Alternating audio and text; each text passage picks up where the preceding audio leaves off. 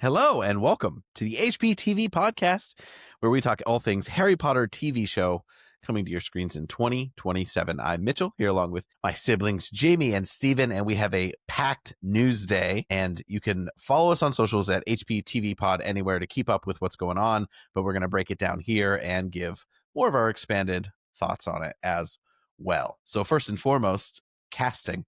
We got some minor characters, I would say. We figured some of these names would be floating out, and there's no small parts, only small actors. That's what I learned from Boy Meets World.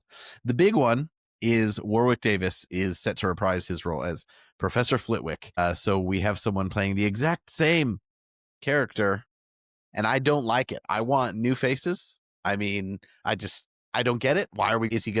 Which look are they gonna go with? Are they gonna look different? Is he going to act the same as he did before and have the same demeanor? Is he going to, because he's going to be given more to do? Maybe that's an advantage, that he's like, I actually get to act, because obviously very minimal actual lines. Same for Professor Sprout, who we'll talk about later. What do you guys think about Warwick, who is only 55, by the way? Jamie pointed this out to me. He's only 55, and that does kind of shock me, because these movies were done 25 years ago, but then he goes all the way back to Willow. Yeah. That was my thought when they announced him. I was like, how old is he? And I know he was a child in Willow, but that just seems so Was a long long time ago. Yeah. Well, that movie came out. Were any of us born yet? What year did Willow come out? I'm looking right now because I might be. Oh, is the year I was born, 1988. So I There guess you that go. makes sense. So I was 2. Well, I've been corrected he's a on my child. British. Very little. It is Warwick Davis, not Warwick. So that, like, it's because there's actually a famous castle, and there's like Warwickshire. Like, a lot of times it's just our mouths don't do that all the time, like Warwickshire. But my British wife has corrected me. Well, Isn't that in handy? America. Well, I just think it's interesting because, like, in the books, it never specifies that he's a little person. I mean, I think it referred to him as being like short, right? But so I just thought it was interesting that they would go with the exact same actor, but also like a little person both times. There's no variation. I think it's supposed to be a little person. Well, it's great to have roles for little people, like after, like, yeah, and I think there would have been a big Mhm. blow up if it had not been a little person, because like all the Snow White stuff. Yeah, so few roles for little people. And then so Mitchell brought that up before too, and I'm interested to see, because I follow a few creators, how the feeling on this is that he's kind of taking a role twice. And so that doesn't give someone else new and up and coming the opportunity. It's kind of been said, like, there's like him, oh gosh, I just had his name in, who plays Tyrion Lannister. There's guy Vern Troyer who's done, like, Peter Dinklage. You see the same names. It's like, is there not, Peter Dinklage, thank you. Is there not another, specifically British little person, who could have had, and we do have another little person cast, and we'll talk about that in a minute, for Griphook, which, speaking of, are there not enough roles? He played both in the original series. So just interesting, they're bringing back the same person. This is making me think, we haven't talked about this in a while, that the castle is going to look very similar. They're going to have very similar set design. And I feel like they could do a different feeling. I do think it's sweet that he's always talked really positively about Harry Potter, the time on the films, about the fans. He's done a lot of the cons and stuff, and he genuinely seems really excited about it. The picture of him that they put out with him by the train or whatever, I think is really sweet and exciting. Very. So I am happy to have someone who seems like passionate and like genuinely loves Harry Potter doing it, or at least loved his time on Harry Potter. And, get your check, man. Yeah, but give us a different gets a little take. weird. Well, even in the original film series, though, like, they made him look so different for different movies that I don't think it would be that hard. For one, he's an actor, so he can play it differently, to a degree, give it a new feel for the new series. And then I think they can also just kind of, dress him differently and do different makeup, and so it can feel kind of like a new Professor Flitwick as compared to before. And I think it's definitely more kind of done with that for him than there is for a lot of the other professors, right? Where they're just kind of got some basic makeup and robes. So I think there's some wiggle room there. And I think it'll be interesting. But you're right that he really loves it. And so I don't think that, I don't doubt that any of the other casts really love Harry Potter. But I think he's been the most the most visible so far of the casts currently Well, like, yeah, announced. him and Tom Felton, like, they're showing up for, and the twins to some degree, they're doing the extra appearances. They're showing up at the theme parks. They're showing up to Kirst, like, they're really engaging with the fandom on all levels. Joe said something interesting today, obviously related to controversy, but she was just saying that someone major has again distanced themselves from her who was in Harry Potter, and she said someone else has done that who called her begging to try and get involved with the new series, and then once she wasn't, I don't know if she just didn't help, or it seems like she doesn't have that much input, then they turned on her and made a public statement against her. And I don't want to like theorize names, but when you think about the way people are engaging or not engaging with the fandom, it is interesting that they would try and stay close to something that is so big and take advantage of it for their career, and then when they wouldn't. So it's a balance. Yeah. I do think that from what I understand, she has more veto power than she has like decision making power, if that makes Yeah. sense. I don't know that she Yeah. gets to like say we should do this or that, but if they do something that's too extreme, I think she can knock it back down. Well, yeah, and I think, yeah, that's her just saying, like, I'm not getting involved in the minutia. I'm not giving them names. And she has already said, because I'm sure there's going to be several of these actors who asked, they're going to say something very political, or they might just say, I blatantly disagree. And she's already said it's not my place then to try and remove them. And so, anyway, let's move on to some more casting. I'm going to list some of these off, and then maybe we'll go through them a little bit closer. At the head table in the Great Hall, there's going to be Serene Saba as Professor Pomona Sprout, Richard Durden as Professor Cuthbert Binns. We were saying today, like, we did not remember the word Cuthbert. And then the hospital wing will be staffed by Britt Brennan as Madame Pomfrey, who I think looks like the Poppy Pomfrey, looks like the original actress. And Mhm. then outside of Hogwarts, we learned that Lee Gill will play a goblin and Gringotts employee Griphook. And then for students, Elijah Ocean is Harry's fellow Gryffindor Dean Thomas. Draco Malfoy got his cronies. Finn Stevens as Vincent Crabbe, and William Nash as Gregory Goyle. So they put all their headshots out and everything. But Jamie, starting with the adults, did any of them have any credits that popped out to you? I won't say anything like huge. Lee Gill, who is playing Griphook, he did Joker. I think he's in both Jokers. He was in Fantastic Beasts. He's at the Ministry, I believe, as it's like a Uh, bellhop in the Oh, like the the elevators. oh. elevator. So Yeah. he's been I in the think he world. was He's the been in one up Game in of the elevator. Thrones, but he was like the one, obviously, besides Flitwick, who I recognize. He's done Yeah, The he has a very familiar Witcher. face. Yeah. Yeah. Pomfrey. She was in Brooklyn. A lot of them come from a lot of like British TV. She was in Unforgotten, the series there. She was in Peaky Blinders for a couple episodes. Just things here and there. Richard Durden, who we were talking about how old he is. He's like 81 or something, he said much. He's been in Bridgerton. He was in the UK Ghosts, Star Wars, Rise of Skywalker. Which Yeah, he was like one is a that? first order officer. I like Oh, that. Like, he's just been in these bits, and a lot of these guys, they haven't even been series regulars. They just seem to be consistently working in British TV and doing a lot of stage. And I think that brings a lot of character, because if yeah. Professor Binns, who only really is in the first and second books, not that they need to add a history of magic class, although I think that would be really cool if they did a key bit of plot through a history of magic class in like 5, 6, or 7. If he was just there at the head table or something, I think that would go a long way in like holding some continuity and having what we need. Why not pop him on set for a day? I'm sure it can't be that expensive. And Yeah. I think it's nice for people to kind of recognize people. There's like a comfort to that without having them cast as something else in their minds completely. But a lot of good character actors. What we talked about before, though, is like early on, right, when we knew nothing about casting and stuff, was just like the different directions they could take, right? Because you have bigger actors who, one, like their schedules are very crazy, right? And it'd be hard for them to commit to a long-term thing. So in that sense, it makes sense to get kind of, lesser known actors who maybe are also probably much less costly.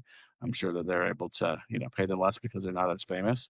But I'm sure they also just have freer schedules, so they're able to kind of come when they need to be on set. And then many of these smaller parts, right? It's not going to be a huge commitment each year, but they'll have to probably schedule other things around this, right? And prioritize it. So I think kind of giving those folks like a big job, like, being in the new Harry Potter series, probably allows them to flex some of that.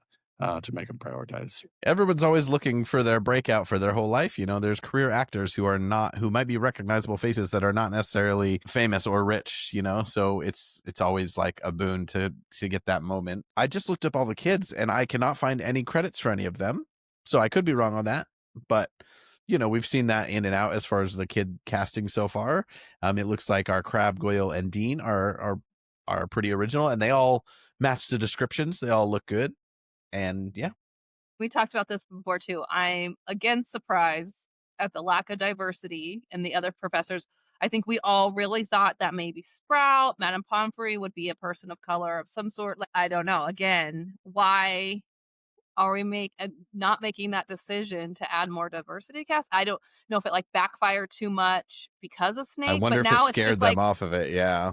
we Now it's odd that it's only one. Yeah. yes. Now it's even worse to me that it's just one. We have one bad guy Look, essentially at the view of it, and that is the one person who looks at all different than everyone. Look, well, they said if you're going to go full book accurate, then fair. Like J.K. Rowling wrote it pretty white. Britain's a little bit more white than people think. I think I live in London, so I don't actually see that.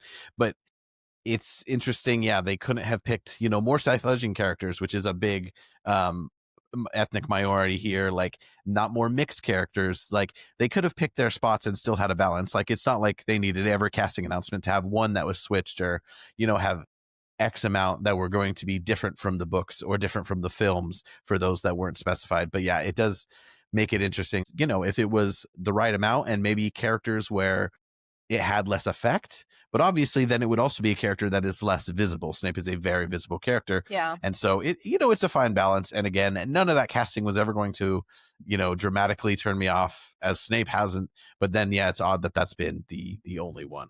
And I wonder also if it scared people off a little bit. I don't think so, because I think people would take the opportunity just because it's a huge opportunity. But there was such backlash for Papacito. Like, he had to shut down his Instagram for a little while and things like that. So maybe people just don't want to deal with that, and not as many people. Well, I think it came out goes for it. beyond Harry Potter and, Snape and stuff too, though. There's been kind of I don't know, there was a big expansion, I feel like, into very diverse casting, and then there's been some backlash to that, so I think they're trying to kind of balance it. Yeah. But, I mean, just Google in here, I mean, this says that the population of England and Wales, is 81.7% white, right? People who self-identify as white. So if we're looking at, hey, if this is meant to be representative of all of the UK, then having only a handful of folks who are not white kind of fits. And look, but I've never still been one who said I don't think you should have like, okay, this is the population, so X amount should be that ethnicity. No, because I think the arts have always been about representation, and maybe like if you're a minority, you get to see more than you normally would. And so I think again, it was all about balance and picking your spot. So I'm not someone who says 8 out of these 10 characters need to be white. Absolutely, I think that's stupid. But it is to say that when J.K. Rowling wrote it, I don't think she had any negative intent. Like, that is just the vision of a British boarding school that she had. Just the reality. Yeah. I think it's an approach, right? So they can. I think there's also ways to justify what they're doing on either front, right? And I think that's the hardest part nowadays, is that you don't want to split your audience, right? So that you have half of whatever demographic ticked off at you and boycotting your show, and so you have to be able to find a way to kind of please everyone and focus on the story. It's not a game to be like, there's not a winning situation, to be fair. I think you just have to do your best to be good storytellers. Did you guys have any last thoughts on our 6 new pieces of casting as filming is, really full go? I think it's kind of cool or interesting that they've been able to keep all of this quiet for so long. At the very beginning, there was like, oh, there's rumors this person's been cast. And I think the only one that was really correct about was Snape. I'm like, good on them for being able to keep this all secret. But it's just always exciting that they're rounding things out. That Professor Binns is even going to be in the show because he's not in the books. Like, it just gets you excited because there's those things. You mean he's not in the movies? He's not in the movies, sorry. Because he's not in the movies, but he is. No, but you're right. Actually, I think they did shoot something for the movies, or I know they did with Peeves, maybe Binns, maybe not. But I think it's nice that they're filling it in, and you got to think there's more there, because if they're shooting with Dean, they're probably shooting with Seamus, and we don't. Or do we have a Seamus? Am I crazy? But I think there's they did definitely have a Seamus. Yeah. some some names and some people, and everyone said that they might have gotten a big name for Voldemort, and that's actually being kept under wraps, which is impressive because a lot of Yeah. this stuff does leak. I do think we should we'll do a TikTok with every cast member so we can because Yeah. we've been talking about bits and pieces, but to see like the Yeah, full this I've is seen everyone we some have. charts, and I think we can put it in a really nice way that will look really good. And yeah, people seem to like the casting TikToks. We like, obviously there's been controversy and discussion on those, but it seems to be that's what people like to talk about. That was obviously a big thing in the Reddit, was just fan casting, which was always fun, and we still see those like for Gilderoy Lockhart and everyone coming up anyway. There's a I lot bet more to come. Sirius Mhm. and Lupin, I feel like people are going to go gaga, and I think they're going to want a big character for one of those I two, a hope big so. actor. All right, let's talk about a That's few right, of the other headlines that came out. So today is officially Back to Hogwarts Day. So when you're hearing this, like, this will have emanated a little bit, but hopefully it's fun to dive into. So September 1st, of course, today, Hogwarts Express leaves from platform 9 3/4 back up to Scotland and the mystery location of Hogwarts. You gotta think it's colder up there than we think. Anyway, The Wizards of Baking is back for season 2. Did you guys watch season 1? I watched the first episode. I just don't have a ton of time to watch as much as I used to. And it was cute and it was fun to see the Phelps hosting and they're fun. It was a little over stylized for a baking show. It was a little bit forced, was I think the only thing. It Yeah. felt a little like, okay, don't have to reference Harry Potter like every other line. Like we can just, talk Yeah, about the they put the baking. puns in. I mean, a lot of these baking shows around the holidays, which is funny because they shoot them in the summer. It feels so fake. Like Netflix always has a couple, and they did like a holiday version of Is It Cake, and it's overdone. But the Phelps twins, there's this famous clip where someone asks if they're really twins, and they say, "Oh no, Yeah. we met at auditions," and it is hilarious. But now every time people talk about the new twins, they're like, "And did you know they only met at auditions?" And it's almost funny every time. And then there's always someone who doesn't know that and they're like, "What are you talking about? They're really twins." It's like, I can never tell if people are being facetious or if they're like actually just read something sometime and they don't really know the true story, but hard to tell. A lot of sarcasm on the internet, turns out.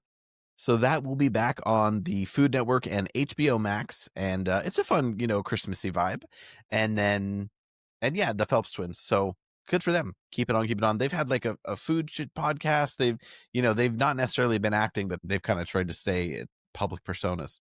Next up, there was a behind-the-scene glimpse of the full cast audio editions, and it gave you some of that background audio. It feels like you're going to have a really full immersive experience, which that's how they described it before, but it seems like there's going to be literal sound quite consistently throughout this. And we got a few more glimpses of we got a few more lines here and there, and then we got some big casting news. So Mark Addy, who is from, I mean, I know he's most famous for Game of Thrones and playing Robert Baratheon, but to me, he will always be from A Knight's Tale. yeah. He'll be Rubius Hagrid. Daniel Mays, who's kind of having a moment right now, will be Dobby. Alex Hassel, who I don't think I've heard of, is Lucius Malfoy. They did the Patel twins are cast as well. Sarah and Avni Deshmukh. I did not look up pronunciation for that, so apologies that I probably butchered that. But yeah, 4th of November, that's kind of coming up quick. I'm so excited for that. I'm a little more excited for that. I got a little teary-eyed hearing some of the lines spoken, like especially for our Harry Potter journey. The audiobooks have been such a big part of that, and I love graphic audios and just like the radio plays, which reminds me of like we'd be on road trips with my dad, and I would listen to those. So just in a lot of nostalgic ways, I'm really excited, and the performances from those little clips sound so good. I'm really excited for that. I've already pre-ordered. Nice. Well, I'm really I curious was though. gonna, Yeah, I pre-ordered the first yeah. 3. I decided not to go all the way to the end. Well, I I don't want gotta to lock line up all out my my Audible credits. points. Yeah, you gotta Oh, use the yeah, credits as you They've been trying to get me to do another free trial for ages, and this might just do it. You no. can- I just don't have enough time to listen to audiobooks, so I haven't had Audible in a while, but I'm very pro. From what I was looking up before, though, about this cast is, I mean, I understood that all of the casts were finalized earlier in 2025, and they're actually completing recording already. Yeah, they So it didn't is announce interesting that, their like, little we're stuff. getting new names, but it's just ones that haven't been publicized yet. It's not like they were just cast or anything. So I kind of want them to just, like, tell us everybody already. Quit holding back on it. Yeah, there's a lot of big names still not out there, and I'm telling you what, if they didn't get Jim Dale and Stephen Fry, I'm gonna be really annoyed if they didn't get them to do just something. To the Just You intro. gotta do something in there, Yeah. yeah. In other Harry Potter audio news, we have some more competition. I mean, I swear every other week on TikTok or Instagram, I see another Harry Potter podcast show up. But we are the original Harry Potter TV show podcast, okay? There were some before us, but not about this. It seems to be it's going to be based on the films. It's going to be marking 25 years from the first Harry Potter film. So to me, best case scenario, we are talking with real behind the scenes stuff. Like, I'm sure there's some actor stories, but I want to hear from, you know, the real filmmaking elements of it. But they tease that it's 25 years in the making, and so it's the hosts looking back at the films. This makes me think we're getting Tom Felton and the Phelps twins, just because again they've been the most involved. But yeah, it is, they've got like this little image with a bunch of Harry Potter stuff and a recording sign, and I'm a little annoyed they didn't call me, but it's fine. I think this will be something that possibly would translate into a show podcast. Like, if this does well, it might, because HBO likes to do that. They like to do the accompanying podcast, and they like to be on top of that because before other podcasts like were making good money off of Game of Thrones and stuff, so that's why they started their own. But it will be fun if they do get like actual actors and we get behind the scenes stuff. And I think this will help. A lot of people are very nostalgic about the films, and that's really a tough spot for people. So I'm hoping that this kind of could fill that in for people and give them something a little more for the movie lovers out there, which is just, it's wild to me that people love the movie so much and have not read the books. Yeah, But, it's whatever. the books. They don't know what they're the books missing. are the masterpiece, and that's why like this is specific. But if they did, the problem with these podcasts is that they're too corporate. I think the best ones have been like It's Always Sunny guys, The Good Place, like people about comedies, because like Jason Concepcion, who is part of Binge Mode, who I love, he did the official House of the Dragon one. He did the one for Foundation on Apple, and he's restrained. Like, it's quite a different vibe. It has to be corporate to some degree, and especially with this one, when you get them breaking it down, and they always have like, it is cool because you get to hear usually from an actor or maybe even whoever did the score, the production, like but in the end, I'm never going to be as interested as I'm going to be about people who are having interesting, insightful discussion, especially when there's theorizing to do, which there isn't really on this one. But I can't see that being immense. But if HBO keeps doing it, then they must be successful enough to be worth organizing. But I'm very curious if this will carry on and talk about the TV show itself. I think it depends on how popular it is, and I'm going to listen no matter what, especially revisiting the films and stuff and going through it. I'm not going to like religiously listen, but I want to pop in and out. It isn't going to be criticizing. It's not going to be like our rewatch of the movies where we're like, they shouldn't have done this. This was over the top. Why was this decision made? It's probably not going to be like that because it's going to want to put everything in a good light. But it's not that I want them to be critical. It's just more that you're never going to be the most interesting way to examine it. But you will get the better behind the scenes stories, but they will be watered down. Like, we're not going to get the time that they did crack together behind the castle. Yeah. Because they're trying to make money off of an additional podcast, but they also don't want to. They want it to, in a way, be like advertising, right? Get everyone to go back to watch the movies again, rent them on streaming, all that kind of stuff, right? Get more people to take out their HBO Max subscriptions early before the show actually starts so they can start watching the movies and follow along with the podcast. But you're right. They're not going to say anything, really negative. It's going to be very interesting, I think, because they'll, like you said, have access to so many different things that we don't. But it will be interesting to see because I don't think that they can be as honest about stuff as people on the outside can be. I do want to put out to HBO that we are open and available for a TV show official podcast. We're not, and we will do that. We will be corporate. We will sell out like you wouldn't believe. But if that doesn't happen, I want the listeners to know here that we will be able to give a different point of view than whatever that might. And by the way, we're not going in to be negative. We're being real. And even if I had to host something specific, I think there's an insightful way to really look at a product without having to be critical of it while be giving an interesting take. So, and I don't even mean critical. I guess that sounded wrong, but like giving. No, you didn't say critical. You said a different perspective. I said adding, just adding more depth to it. Well, I think we have a unique perspective. We're like fans, and we have been for a very long time. And I think if the show is awesome, we're going to be all for, touting how awesome it is. But if there's shortcomings and things that disappoint us, I think we'll talk about that too, right? And we'll generally be, the biggest cheerleaders. And also, like, we're going to tell it like it is. And I hope if this is at all, if there are fans in any way, like even if they're professionals who were once fans or, read Harry Potter, like Jason, if he was on this podcast or whatever, great. I wouldn't love the idea of like, all the people, I love these TikToks, I love these podcasts of people just now reading the books because we all want to relive it through them. That's I'm looking for people who have been living this journey since they were like 10 years old. Like, that's who I want to hear from. And the actors from the films, like people heavily involved for like years. I want that passion. That's what make it interesting. You're right. Continuing on, next year, because it's the 25th anniversary, there is more to come. That's funny that is just what they tout as like, we'll be celebrating all year long, but don't actually say what that means. Also, I like that in all their official stuff, it has Harry Potter and the Philosopher's / Sorcerer's Stone. Which that's interesting because they're gonna have to market that first season. I'm gonna see Philosopher's Stone everywhere here. I'll send you guys a picture of the double-decker bus with Philosopher's Stone on it. Do you And think they're that's just gonna like pick one and own it though? I would like for them to just pick one and own it.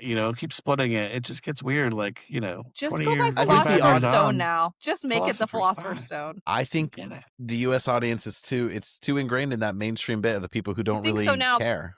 But it comes from a place of like thinking that we're too dumb to not be able to process what Philosopher's Stone meant, which is really annoying. But at the same time, yeah, it is what it is. But for the big 25 is probably when we'll get the teaser trailer that we've been talking about. So in a year from now, guys. A year from now, So we'll get far some sort of away. glimpse. Well, they're kind of avoiding committing to anything. Like, there's a lot of vagueness in the way that they put things out there. Like, will it have a weird, interesting subtitle? What will the typeface be? Anyway, There'll be something. That's what they're telling us. There'll be They gotta do. something. It's just so disappointing that we gotta wait till 2020. Like, could they just get the first episode done? Just get the first episode done and release that on September 1st next year, and then we can wait until January for the rest. I No, that think would be just awful. they do seem to. Everyone's always disappointed they don't do anything on Harry's birthday. They do seem to really care about this September 1st date. There was a live YouTube stream that came on afterwards. I kind of forgot, and then I saw the stuff pop up on Twitter, and I went and watched the stream. And there used to be gatherings and things going on September 1st, so it's interesting. Yeah, what was this that they didn't do the thing in King's Cross this year? Do you know? So Did they you hear don't anything do about it why they anymore. decided not to? They didn't do it last year either. They just said it is of course, a working train station, a very, very busy one. And so they've kind of shut it down the last couple of years. They used to put it on the board as one of the destinations, and people would gather and do a thing. And I think some people tried to do it last year. This year obviously was on the heels of filming, which is quite funny. But yeah, nothing allowed, which interestingly, actually, at Grand Central Station in New York last year, there was a Harry Potter exhibition going. And in this video about the Back to Hogwarts and the 25th anniversary, they incorporated the new Harry Potter Experience store in Chicago. They incorporated the Harry Potter Studio Tour in Tokyo. So it was interesting that they were they are really looking at the wizarding world as these different entertainment experiences are all cash cows for them. Well, and I will say, all these things have always been going on. Like the New York store went up last year, right? Like these things have been popping up, but we've never really had like, this is everything and we're owning this as the wizarding world. Like normally it's very compartmentalized and it's like, okay, who's doing this? It just is interesting. I think that there's kind of this big push of like, people still love Harry Potter. People are united on this. There's examples all over the world of where it's still going strong. And I think that means like that they're really trying to be like, we believe the show is going to do well. We think all these things are going to do it because people are still passionate, even though there's all this discord about J.K. Rowling and everything else, obviously, that has come to pass the last 10 years. Well, we've been talking about that. So my wife, because lately, there's been all this merch popping up and stuff. Like there was a real like quiet period for a few years where I feel like you couldn't even find stuff in stores anymore that was Harry Potter themed, unless you're at or near the theme parks. But there's been, I mean, we went to Aldi yesterday to try and find some stuff. Actually, here I can show you guys this. Well, and isn't They this have the some water biggest, bottles. the most you guys have ever heard about Back to Hogwarts? But yeah, Like we know about stuff that happens. Nice, Show that water bottle, Steve-O. Steven. Was that a Patronus So on the this back? one's a Hogwarts one. It's got the houses on the back. I just got these yesterday, so I haven't even put them really. I wish And we had then this one is Expecto Patronum, which is pretty cool. And they had like these, hold on, I think I have one more. Yeah, here's a Gryffindor one. And it's like Quidditch themed. You got Harry Potter and his number on the back. That's cute. But they had like the similar, so there's like 4 or 5 different designs. And then they also had these, it's like a throw, like the really soft fuzzy ones, but they're like hooded. And so, but they only had like the red Gryffindor one. And so I really wanted the Expected Patronum one. It looks really cool as a throw. But I keep wanting to go to all these stores like this and like pick up this stuff. And my wife is like, what is going on? Why are they having like so much because it was so merch and the Krispy rare. Kreme stuff now? Well, exactly. But I think Remember, it's like also, and Well, you're talking about I think it's also just, like, preparing people for the show, right? It's building that audience back up, getting all those people, like, to touch on Getting the back into the nostalgia movie, like conversation. Yeah. yeah, people who But aren't it's like almost us too who are much. constantly talking about it, they, like it reminds them, like, "Oh, yeah, I liked that when I was a kid," and then they start looking up, "Oh, there's a show coming," like, I think they're doing it ahead of time to, like, rebuild that fan base with all of this and, I mean, there's obviously a lot of money to be made, but I think that that's their way of kinda guaranteeing we're gonna have a large audience season 1 when this thing kicks off. So I feel like the cycle was like, remember way back, we could only like there was like a Warner Brothers shop in our mall, and that's the only place you could find Harry Potter stuff. And this is like when the books were out, the movies were being made, and then even when the movies came out, there wasn't a ton of merch. Like then the like Monopoly game and Clue and stuff like that, and then it kind of died out. But then I swear, when the amusement parks opened and they realized how crazy people went for the merch, and Yeah. then it started getting huge on Etsy, and then we started seeing it in Walmart more, and then now it's just like as a Harry Potter nerd that a lot of people I only identify me as a Harry Potter nerd. There's a lot more to me, people. People send me pictures every time they see something, and I'm like, okay, I'm at the point where like, okay, you're gonna see it everywhere. You don't have to see it. But Like, some of it, I'm like, oh yeah, I do love that. I felt like it had a Unless you're gonna presence. buy it for me, But yeah. Yeah, don't bother exactly. sending the picture. I can't It afford it all. definitely went up and down. I remember the merch actually when the park opened, I thought was pretty mediocre. I think they've come a long way Yes. in better merch. And also, I always thought there should be a Harry Potter Trivial Pursuit, and I think there is now, but it took so long that I'm not even interested anymore. But yeah, why haven't they been licensing with Hasbro forever? All right. You guys remember Seen It? Remember when we had the Harry Oh, Potter version of yes. Seen That It? was so They good. still Whatever have happened to that? like Why don't they have, like, a streaming version of Seen It? That would be awesome. Jamie, do you still have my Quidditch game and my like Harry Potter Clue? the Quidditch game. I'm not sure, but I'm pretty sure Under the Stairs is the clue. I'm gonna have to go look. And there was like a Monopoly something. There was another one. So yeah, and I see some of those still at the store with the original cast, and I wonder how that's all gonna change.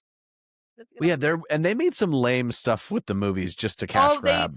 pushed things out so fast that it was just and we bought it also. Well, and Well, they just made versions of all the games, like you said, right? Like my kids had a version of the game Trouble, where you push the Yeah. little bulb Mhm. with the dice inside of it. That was Harry Potter themed and stuff, and they loved Harry's that head. until they lost all the pieces. But like, yeah, they're just like, oh yeah, we'll duplicate anything, just sell it for an extra $5 because it's Harry Potter thing. Well, like I had Harry Potter Yeah. Clue. Yeah. I remember But because I wasn't obviously a we big loved video it all, game, so it worked. but video game wise, I remember playing Quidditch World Cup and then Chamber of Secrets specifically, like the PlayStation game. They had some good stuff, and I keep seeing like the nostalgia stuff pop up on TikTok, but it's just interesting what they do and don't have. I will also say, weirdly, like 8 years ago, there's this game that came out or 8 years ago, might be done, called Harry Potter Hogwarts Battle, which is a very intricate board/card game that I got really Yeah. addicted to for like 2.5, 3 months. Never played it again, but it was good. And that to me was an interesting expansion on, but it was a play on the books. All right, let's get through some more of this anniversary news. Tom Felton is returning to Harry Potter and the Cursed Child on Broadway on the 11th of November. Come to England. Come on, do this in London, brother. Harry Where's he Potter live and now? Does he live in England? I'm pretty sure he won't be. lives in He's moving to LA. New York. I'm pretty obviously. sure. Harry Potter and the Cursed Child is coming to the Netherlands, and the North American tour is set to begin and the actual headline is From Colorado to California. So Cursed Child is all over. And it's the Do 10th they know that's, anniversary not of that the far? It's not, No, original. that's not that far. it's Colorado, not that big California of is a like chunk of the U.S. It's like 2 just states. west. Like, they're not going anywhere else. But yeah, they're really touting that it's the 10th anniversary of the original production. So nobody cares. Terrible show. No, just kidding. I enjoyed it, but I hate the Like, script. part of me really wants gonna to go go see see it, it. but I'm also, not canon. So like, It's coming here. I'm gonna go if I can get tickets. I It's think gonna you should- happen. Now, but I'll be I'm mad about curious- it. I'm curious if they're going to have to reduce down some of the really cool magic stuff on tour because, you're moving that set over and over again. The other thing, packed full of favorite story moments, the Pocket Potters is a brand new series of little guides to the Harry Potter stories. They look really cool, and I have a baby. Love that stuff. I love that stuff. And it will align. We'll see how well it aligns with our character study series. And it's original art, which I always like. Okay, Harry Potter and the Goblet of Fire is getting a illustrated edition with paper craft, so like pop up 150 full color illustrations. So another one to add to the collection that I don't have any space for. I just had number one, I think. I've never collected those ones. I need to start because it seems like the I've done the other ones, which was it The Jim illustrated Kay? editions. The illustrated edition, Yeah. which are kind of dwindling. We're really, I don't know. I think Half-Blood Prince. I know they stopped at But like 5, I think. We just need the last 2. they say that it's coming eventually, Half-Blood Prince. I don't know how true that is. But I will say, I'm very excited because my daughter has now decided that she'll let me start reading book 1 to her at 7 years old. So let's see. You gave her See the how she does. option? Come on now. I didn't give my kid the Well, choice. I would have let just her wait told till them she was you're doing older. that. I want her to really take this She would seriously. Yeah, understand it better. I don't have the illustrated editions or the pop-up, as I call them, editions, but I will. They're just big and bulky.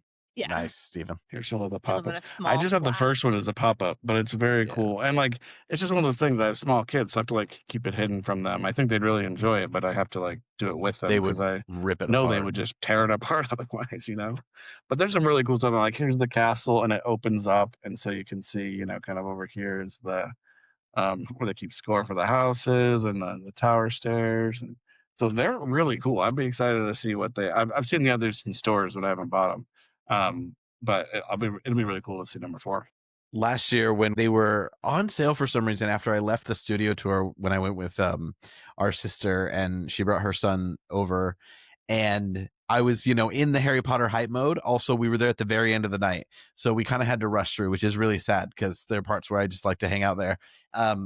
But in the shop, it was closing, and I was torn between like all this stuff, and Hannah was even like, yeah, just get them. And I couldn't bring myself to spend the money, but it was hard not to buy all 3 right there. That was the nice thing when there wasn't very much merch, because when you did come across it, you felt more justified in buying it. Yeah, and yeah. now it's just like, there's so much stuff. Do I really need? Well, Like, you see those cool rooms on TikTok where they have like entire Harry Potter room. And I'm like, I would love that. But I have space for my bookshelf that also has to share with Lord of the Rings a little bit.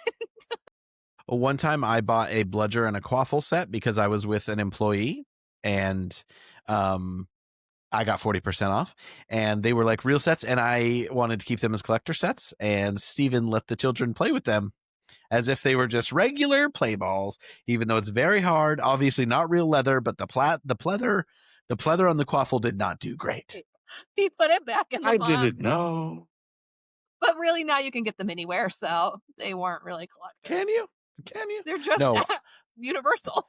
I'm gonna get. Right I don't now. think they have them anymore. They play with them. I'm gonna Wasn't get that one someone of the to kids' make birthdays or something? They one have with them. real leather, and Steven's gonna pay for it. All right, that was expensive. That's the It's a thing. It was no dumb longer sport anyway, according useful. to you guys. Wasn't that one of the Harry Potter birthdays we did that for, though? We used it. I think it'll get used once. Come on. I wasn't For the even there children! to For enjoy the- it with my nephews Well, and nieces. That's because you weren't there. They needed to seal Rude. your presence some They way. didn't know it was from me. Okay. In other little updates, Harry Potter Battle of Hogwarts Puzzles and Spells got an update and has some fun stuff happening. I've never played that. Is that like I think it's like Candy Crush. It's like, Yeah, it's like Bejeweled or whatever. yeah, Bejeweled or Candy Crush. Bejeweled, I used to think of the game, and now I think of the Taylor Swift song.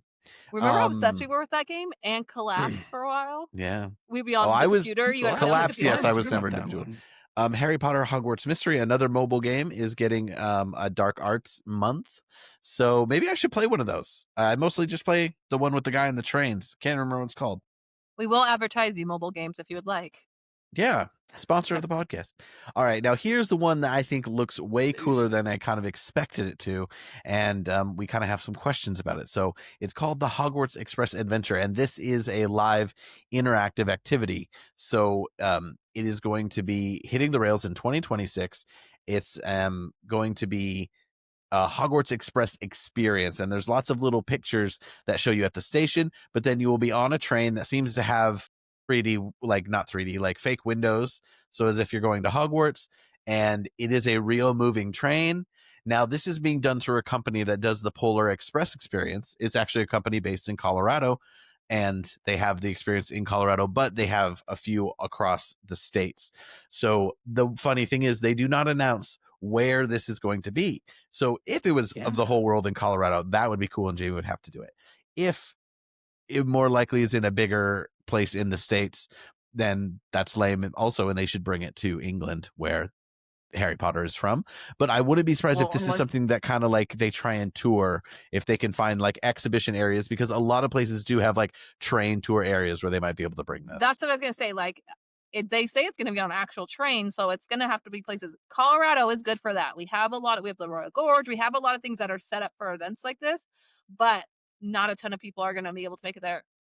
Also, this is going to make me incredibly motion sick, but I'm doing it anyway if it comes here. So I saw a headline the other day that said top 10 train tours in Colorado, and I was like, there's 10. We love Apparently our trains. That's more how we than move 10, our rocks are not gold. I think it will be cool. I think they could do it in multiple places at once, you know? I mean, if they Yeah. can if it's really a matter of, like, setting up a train with these, you know, screens through the windows and stuff, like, they could outfit multiple places, or multiple trains. Well, they and would kinda also get the need like an experience. exterior area to like give you this whole experience, but it's really interesting to see where it is. And then they're doing a big promotional Hogwarts at Christmas thing here where there's a range of merch and outfits that some of it literally says Hogwarts in the snow, but some of it is just winter style Hogwarts stuff, and it looks pretty cool. It looks like nice merch. I'm not going to buy any of it, but a nice new range of merchandise. We will accept donations, though. If you wanna send us merch, we will talk about it on the show Yeah, all day long. sponsor us. Might Harry do Potter? family matching Christmas pajamas on that or something. Only because I Yeah. have. Oh, that would be cool. I've always wanted to make my own Weasley sweater. I'm Oh. going to see if my mother-in-law will knit me one for Christmas. I was gonna say we should do that as a contest. I'll try to knit a sweater and see who makes the best one. That could be quite rough. They'll all be South That would be size. hilarious. You're South. You got 3 sweaters because that's all we got of us. Anyway, so a lot of, some news about the TV show and then a lot of just little tidbits in the Wizarding World. But I think you guys are, the perfect observation is that it's clear that they are ramping up some of this stuff. And there's starting to be more Harry Potter out in the ether, as now we're probably a year and a half-ish ahead, more than that, maybe still more than that, a year and a half, you think, ahead of the premiere of this TV show. But they want Harry Potter to be in people's minds and in the mainstream. Yeah. And good. It's- The more the better, in my opinion. I love seeing all this stuff about it. I Yeah, think I it's don't know. really cool too, though. Well, yeah, at what point do they overdo it and, like, It's people still get sick of it? precious. That worries me a little bit. It's precious And we to need to me. not I mess it think up. you guys are making it sound a little more niche than it was. Come on. Hey, when you first read the books, you could not find a ton of stuff. The book, yes. And but then it when had, the movies came out, it was very movie specific stuff. and the merch was Really? weak. Yeah, Well, I it's- will yeah. say not really until the amusement park came out was there more stuff, but there were always people making things. Like even pre-Etsy, there were people selling things, and I really do Yeah, wands. say to those like small business owners and the people who are creative now, I think they forced this whole realm to up their game in merch. So kudos to them. Oh, yeah, I totally, agree. Thanks to the small creators, but also thank you to, Universal Comcast for your parks and Warner Brothers now for ramping this up. But And if let's you get wanna away from the sponsor? movies. It is time to get back to the books and a little more into this TV series. Excited to see what's to come. Well, when it comes to just the announcements, I've talked about this so many times, so sorry for repeating myself. But I think it's so cool, just all the little things that, one, are gonna be added because they have all the extra screen time, right? So how much we're gonna see of Professor Binns, arguably, right, in the first season compared to the movies where he never appeared. But, like, there's little stuff too, which is that, all of a sudden Professor Binns has a first name. It's Cuthbert or Cuthbert. I'm pretty sure that And was on we never Pottermore learned that already. before. Really? Was it? Well, and then even Madame Hooch, her first name it's Rolanda, apparently. And so we didn't I know like this. So that it's just name. interesting that they have one is they seem to have access to additional information from J.K. Rowling. And then also like they're adding these folks in and giving us a little bit more than we already had on them. So it does make me excited to see how they can flesh some of that out, how much more of them we're gonna see. Because that's the fun of this, I feel like, with the series is you get to like be in the world longer. They get to kind of build it out. It'll be a little bit more immersive, I hope. I love all those little nuggets of information we're getting. And I hope I'm not, getting my hopes up too high about what they're going to do with it. Well, I am a little concerned about. I told you guys this the other day that I realized that Mrs. Weasley looks like Peg Bundy in the which But does not give a Mrs. Weasley vibe to me. But a modernized or whatever, more with it. I don't know. I never imagined Mrs. Weasley trying to be cool, like kind of a thing. But I was like, who does she remind me of? And it took days, and I was like, oh, Peg Bundy. Well, but also in their defense, right, is like Peg Bundy also looked a lot like what those women looked like in the early 90s, right? The big hair was in. No, I that's mean, what I I'm guess the red saying. hair I kinda don't think matches. Molly was trying to keep up in that way. Like, remember? I mean, in the books, those Yeah, are the things wizard wizarding folk did not know how to dress like muggles. Like, that's supposed to be a really funny part.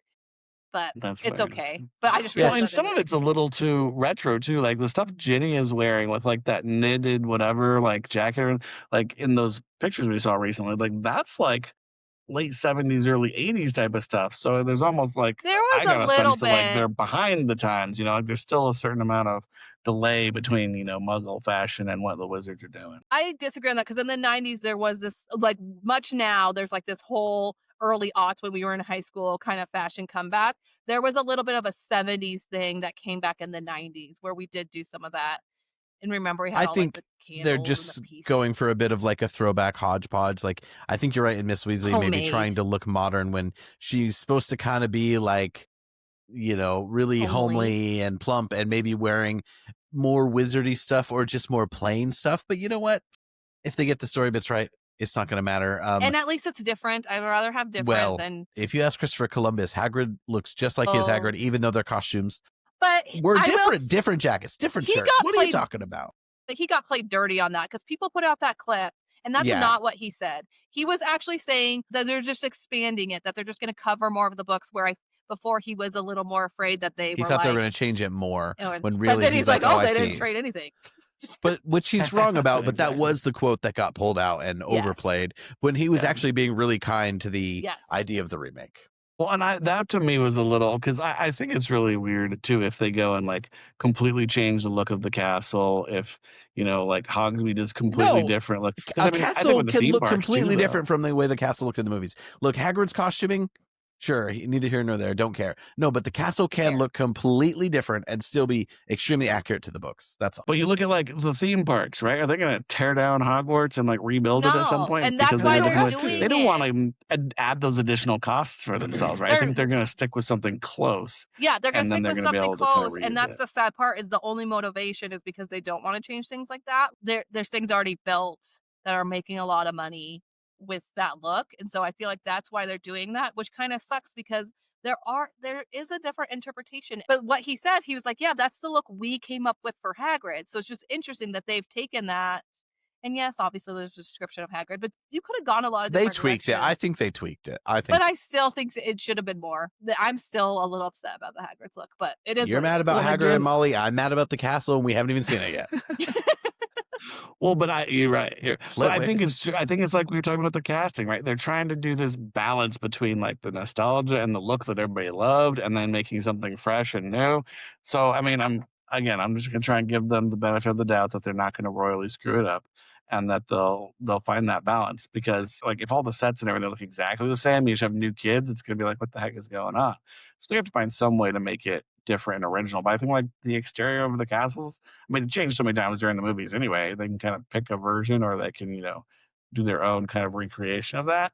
But I guess I get it. I get why they don't want to completely stray from what already has been done. Be There's a lot of consistent. money saver reasons That's for that too. my thought was at least be consistent. Just with give where us the that. HUD is. Okay, I just want to. Yeah, once they last start, thing lay it out and keep it. is Christopher Columbus's filmography after Harry Potter is really weird. Christmas with the Cranks, generic Christmas movie. Rent, a musical about paying your rent in New York. I Love You, Beth Cooper, which is a really weird teen rom-com that I actually kind of enjoyed. Percy Jackson, The Olympians, which was actually a pretty bad adaptation. Pixels, My son loves Pixels. the Adam Sandler loves movie that that I've never movie. seen. I didn't know he did that. The Christmas Chronicles 2. It's interesting that he stepped in for the sequel. But I want to highlight his most recent one because it just came out last week on Netflix and I really enjoyed it. It's called The Thursday Murder Club. It's got I want to watch that. a stacked cast. Helen Mirren's in it. Ben Kingsley is in it. Who played James Bond in the 90s? Pierce Brosnan Pierce is in it. Brosnan. Loaded fun cast. And some Harry Potter actors in there that I will let you discover on your own. Anyway, really fun movie. But And everything he did before Harry Potter, which was pretty good. Bicentennial Adventures Man, of Stepmom, Mrs. Babysitting. Doubtfire, Home Alone 2, Home Alone 1. He wrote on the Goonies. We love the Goonies. Goonies.